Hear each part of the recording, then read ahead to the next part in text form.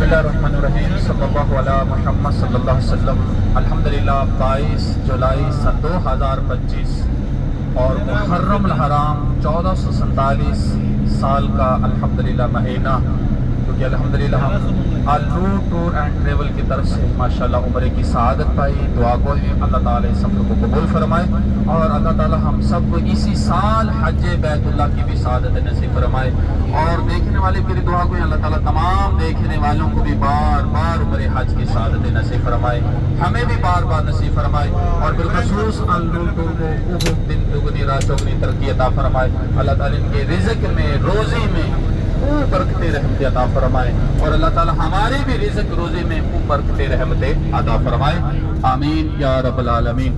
کچھ اس غار سور کا مختصر سا واقعہ سن لیتے ہیں، آپ سے میں توجہ چاہتا ہوں، کیونکہ غار سور یہ الحمدللہ ہم اس کے دامن میں کچھ مختصر سی فضیلت سنی اور کچھ گاڑی میں الحمدللہ یہاں پر فضیلت سن لیتے ہیں، کیونکہ محترم الحمدللہ اس غار اس پہاڑ کے دامن میں جب سیدنا ابوبکر صدیق رضی اللہ تعالیٰ عنہ آپ کھڑے تھے تو عرض کیا یا رسول اللہ صلی اللہ علیہ وسلم یہ نکیلے پتھر ہیں، کیونکہ میرا دل گوارا نہیں کرتا آپ کو تکلیف پہنچے، یا رسول اللہ صلی اللہ علیہ وسلم ایسا کرے آپ سواری پر سوار رکھ دیں۔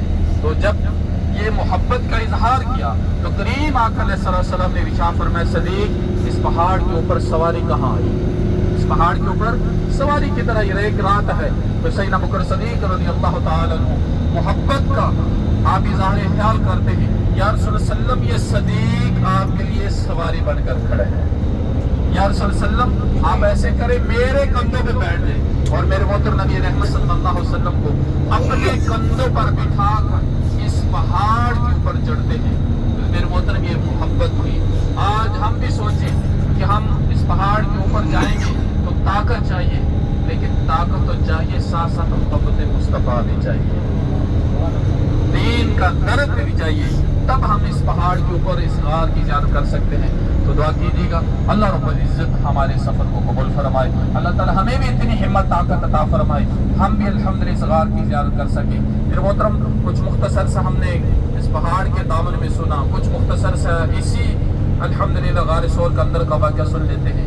پھر محترم اس غار کے اندر جب سیدنا ابوبکر صدیق رضی اللہ تعالیٰ عنہ داخل ہوتے ہیں، جیسے اس غار کے اندر گئے آپ کا جانا تھا اندر سے صفائی کی، اپنی ہی چادر لی، اس کو پھاڑا، سوراخوں کو جگہ کو بند کر دیا، جیسے بند کر کے فارغ ہوئے عرض کیا یا رسول اللہ صلی اللہ علیہ وسلم اندر تشریف لائیں۔ پھر محترم اس غار کے اندر نبی رحمت صلی اللہ علیہ وسلم کا جانا ہوا تو ہر طرف سے خوشبو ہی خوشبو پھیل گئی۔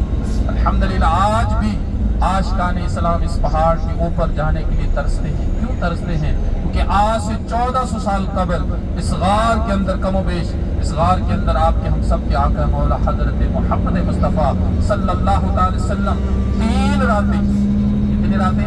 3 رات اس غار کے اندر کیا فرمایا؟ تو الحمدللہ آج تک ہر عاشق اسلام تڑپتا ہے اوپر جانے کے لیے۔ تو محترم اس غار کے اندر ایک تو ذات صدیق اکبر رضی اللہ تعالیٰ عنہ تھے، دوسری ذات مصطفیٰ صلی اللہ علیہ وسلم کی ذات تھی، ایک اور بھی اس غار کے اندر ذات تھی، وہ کون سی تھی؟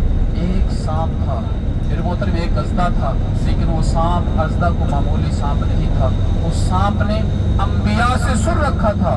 آخری نبی علیہ السلام جب شہر مکہ میں آپ کی ولادت ہوگی، جب یہاں سے اعلان نبوت کا اعلان کریں گے، تو جب یہاں سے ہجرت کر کے شہر مکہ سے یثرب کی طرف مدینہ منورہ کی طرف جائیں گے تو اس غاروں کے اندر وہ قیام کریں گے۔ تو میرے محترم ہزاروں سال بھی چکا تھا، وہ ازدہ وہ سانپ نے سن رکھا تھا، لیکن اس جگہ اس غار کے اندر اس نے ہر جگہ سے سوراخ بنائے ہوئے تھے، ایک جگہ سے نہیں دوسری جگہ سے بھی زیارت ہو جائے گی، لیکن میرے محترم حضرت ابوبکر صدیق رضی اللہ تعالیٰ کی محبت چیک کریں، آپ نے آگے سے ہر رسائی بند کیا تھا، لیکن جیسے آپ سیٹ پر بیٹھے نا اس غار کے اندر بیٹھ کر زیارت ہوتی، کھڑے ہو کر نہیں زیارت تھی، جیسے آپ کے پاؤں آگے تھے پتھر کے ساتھ تھے تو کریم آقا صلی اللہ علیہ وسلم کا والضحیٰ کا چہرہ آپ کی گود میں تھا، لیکن وہاں سے سانپ آپ کے پاؤں پر وہاں پر کاٹنا شروع کر دیا، لیکن سانپ ادھر سے کاٹ رہا ہے، لیکن سیدنا ابوبکر صدیق رضی اللہ تعالیٰ عنہ پاؤں پیچھے ہٹاتے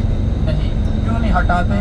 کیونکہ میرے محترم کریم آقا صلی اللہ علیہ وسلم کے والضحیٰ کا چہرہ آپ کی گود میں تھا، آپ پاؤں ہلا بھی نہیں رہے کیونکہ نبی رحمت صلی اللہ علیہ وسلم کی نیند میں خلل نہ آ جائے. جب زہر بڑا، درد بڑا، تو آپ کی آنکھوں سے آنسو نکلے. وہی آنسو چہرہ مصطفیٰ صلی اللہ علیہ وسلم پر گرتے ہیں. آپ کی آنکھ کھل گئی. پوچھتا ہے صدیق کیا وجہ ہے، کیوں رو رہے ہو؟ یا رسول اللہ صلی اللہ تعالی علیہ وآلہ وسلم پاؤں پر کسی موذی نے کاٹ لیا ہے. تو نبی رحمت صلی اللہ تعالی وسلم نے حکم فرمایا اے صدیق پاؤں ہٹاؤ.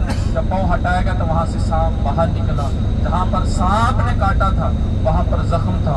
اسی زخم کا نبی کریم صلی اللہ تعالی وسلم اپنا لحاب دہن بسم اللہ الرحمن الرحیم پڑھ کر لگایا. آپ کا لگانا تھا آپ کے پورے جسم کے اندر زہر اور درد کا شدت ختم ہوگا. کہے نا سبحان اللہ. تو میں کہہ کر کلوانا ہے تو پھر نہ ہی کہیے کہ بھائی کہتا ہے تو ہم کہیں گے. دیکھیں نیکی آپ کو بھی چاہیے، مجھے بھی چاہیے. تو چلو انشاءاللہ میں کہوں گا اس کا ثواب مجھے بھی ملے گا. جزاک اللہ خیر. اللہ آپ کی محبت کو کامیاب رکھے اور اللہ ہم سب کو یہاں سے کامیابی ہی کامیاب ملے. کامیابیاں کون سی ہیں پھر محترم؟ کامیابیاں یہ ہیں کہ ہم عمرہ کر رہے ہیں تو یہ سب سے بڑی کامیابی ہے مالک اس کو اپنی بارگاہ میں قبول فرمائے. یہ سب سے بڑی کیا ہے؟ کامیابی. تو کامیابی اور قبولیت کی کچھ نشاندہیاں ہوتی ہیں.